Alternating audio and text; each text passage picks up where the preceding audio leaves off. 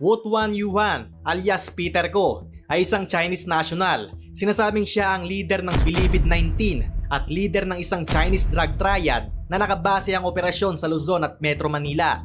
Batay sa isang intelligence report na nakaabot kay dating Pangulong Duterte, si Peter Ko ay may direktang koneksyon sa China para sa distribution ng mga illegal na droga at paraphernalia dito sa bansa.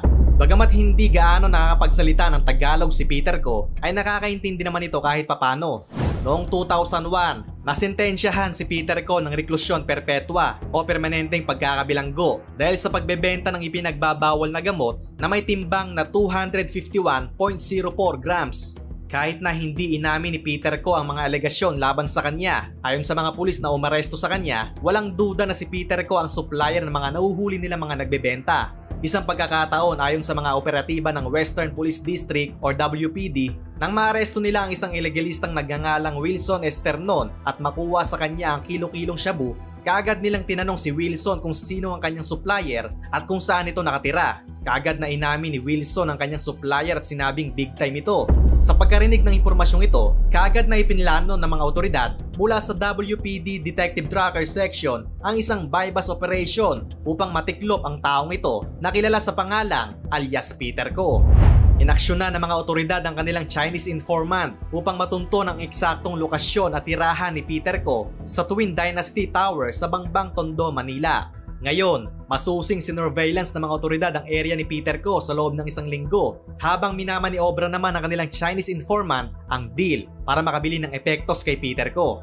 Araw ng August 15, 1999 ang napagkasunduang deal para sa transaksyon sa pagitan ng informant at ni Peter Ko at magaganap ang pagpapalitan ng 300 grams na bato sa halagang 200,000 pesos. At ito na nga, August 15, sa alas 2 na madaling araw sa third level parking lot ng Twin Dynasty Tower, minarkahan ng mga otoridad ang dalawang tig-1,000 piso para magsilbing patunay na naganap ang nasabing transaksyon oras na mahawakan ito ni Peter Ko. Pagkatapos ng isang oras, naunang dumating sa napagkasunduang lugar ang mga otoridad na nagpanggap. Makalipas ang 10 minuto, dumating na rin sakay ng kanyang kotse si Peter Ko. Pagbaba niya ay kaagad siyang lumapit sa mga inaakala niyang totoong customer na bibili ng kanyang bato. Matapos makipag-usap ni Peter Ko at ng informant sa wikang Chino ng halos 1 minuto, bumalik si Peter Ko sa kanyang sasakyan at kinuha ang epektos na nakabalot sa isang Chinese newspaper.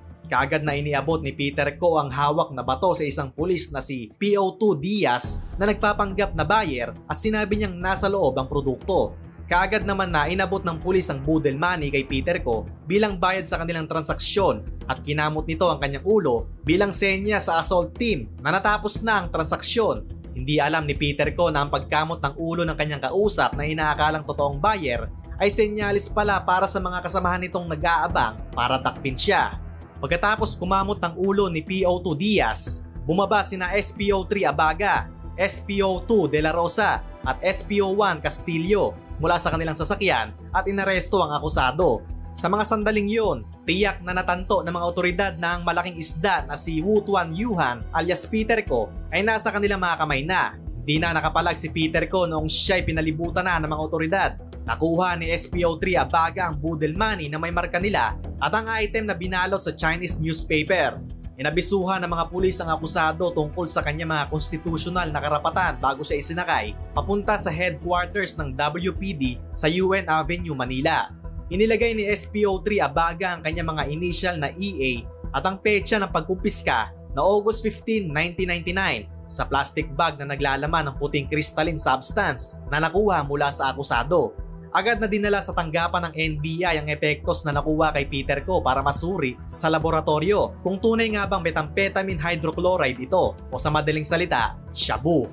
Subalit, noong araw na yon ay wala palang taga-suri na nagjo-duty kaya't sa kinabukasan pa ito na isagawa. At noong August 16, 1999 nga sa PNP Crime Laboratory, lumabas ang resulta na walang duda, tunay na shabu ang nakuha ng mga otoridad mula kay Peter Ko. Gayunpaman, iginigit ni Peter Ko na mali ang mga paratang sa kanya ng mga ahente. Anya, walang bypass operation na nangyari at inakusahan pa niya ang mga kapulisan ng pangingikil at pag-frame up sa kanya. Ayon sa kanya, kasama niya raw ang kanyang asawa at 2 anak noong mangyayari ang di umano'y pangingikil ng mga pulis. Bagong dating lang daw sila mula sa pagbisita sa kanilang mga kamag-anak noong puwersahang pinalabas